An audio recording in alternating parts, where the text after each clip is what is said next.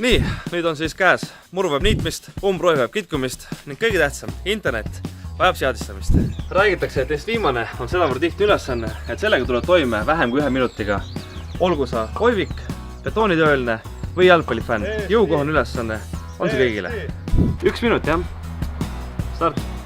Esimene asjana muidugi ruuter ja SIM-kaart. Teine samm, SIM-kaart ruuterisse. Kolmandaks ühendame ruuteri vooluvõrguga.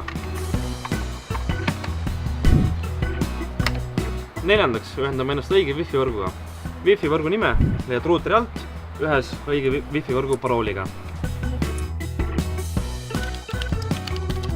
Pärast ruuteriga ühendumist hüppab lahti brauseraken. See viib sind ruuteri seadistamise juurde. Kasutaja nimeks ja parooliks on admin väikeste tähtedega. Seejärel küsitakse sinult SIM-kaardi parooli, milleks on 4 nulli. Seadistamisaknas liigud edasi, vajutades next, kuniks jõuad sinna maale, et saad vahetada Wi-Fi võrgu nime.